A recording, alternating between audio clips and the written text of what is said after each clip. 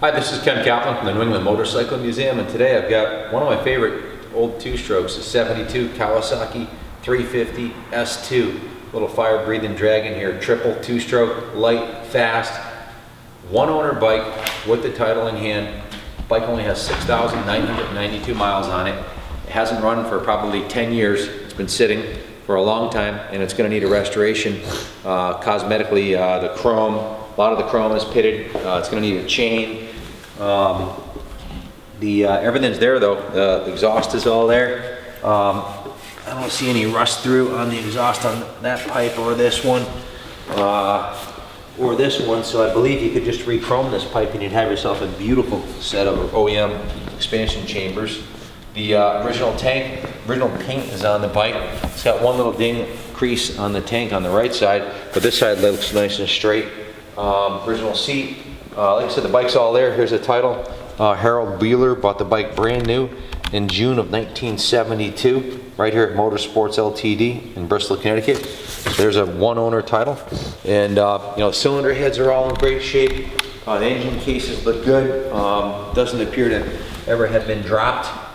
Frame's nice and straight. Gonna need a lot of re-chroming. The chrome on the forks, chrome on the pipes, and basically re-chrome it. New paint job, and rebuild the engine. It turns over, kicks over, has good compression, but we didn't have time to get into restoring it. It's going to need a full carb rebuild. We have the key to it. Gauges are in great shape. Original bars are nice and straight. The rear tail piece looks good. The rear tail lamp is in good condition. The turn signals are intact, as are the shocks and the chain guide and the side covers and the engine covers and the foot pegs and the shifter. The front assembly here all looks good. And I'll read you a little test from Rider Magazine, a retrospective on the Kawasaki 350 S2 Mach 2 Triple, made in 2 years only, 72 and 73. Here was the successor to Kawasaki's kick-butt A7 Avenger 350, a two-stroke twin using rotary valving. When the A7 appeared, the factory claiming some 70 horsepower, the quarter-mile fanatics were going through the lights in under 15 seconds. Not bad. But Kawasaki engineers understood that the two-stroke power comes from porting and being able to cram more fuel into the combustion chambers. 3 smaller cylinders offered more porting possibilities than a smaller sized twin. But rotary valves, sorry, doable on a twin, but no way could this be done on a triple without making the engine too wide.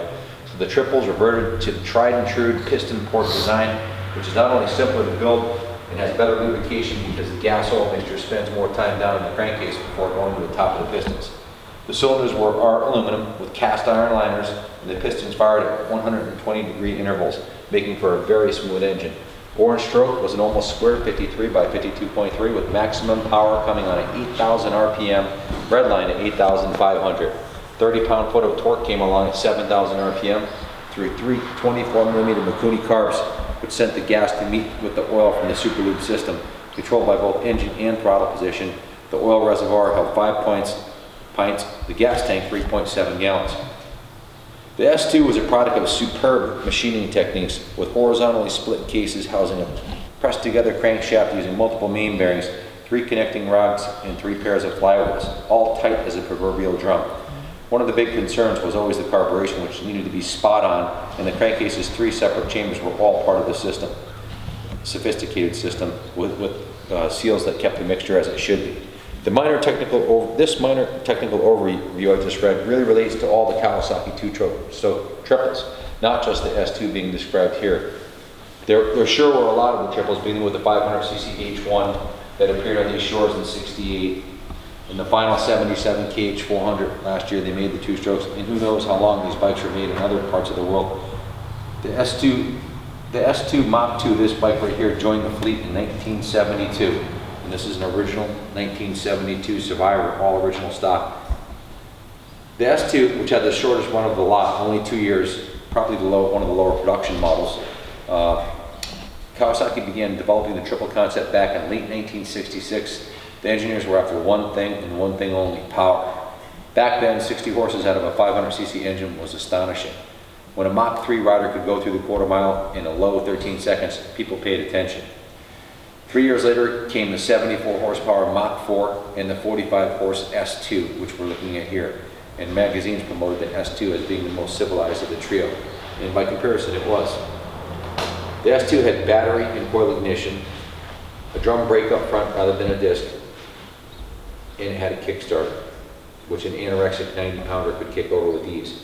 The ignition switch was conveniently up by the speedo intact, with the spring-loaded enrichment for pull starts right by the throttle. Here's the key right here. A major difference was that the 350 had some pre-tented handling. The frame was a standard double cradle of moderate stiffness. It handled good on a racetrack, had plenty of clearance, and only weighed 330 pounds. It's an entirely flickable bike with a narrow engine, 2 inches less than the 500, giving great cornering clearance. So it was a great bike. Looks really cool. It has the identifiable triple exhaust. And these are collector's items. There were a couple of owner comments in here. One guy said it's an unforgettable bike, unforgettable sound, and an unforgettable engine. Another guy said it had a late 72 with disc brake. The bike would easily run over 100 miles per hour. Wish I still had it. And another guy said, I bought one of these fantastic bikes new in 1972, got it up to 110 miles per hour. The bike was smooth, fast ride, and it shut down many bigger displacement bikes on a daily basis. Wish I still had it. It got totaled in 72, which is what happened to a lot of these bikes. A lot of these bikes got totaled. Here's a Survivor, low starting bid on the bike, and it's got the title in hand. All the proceeds are going to the New England Motorcycle Museum. If you have any questions, call 860-454-7024. I'm going to roll her into the museum now and put her back on display till she gets purchased. Good luck bidding. God bless.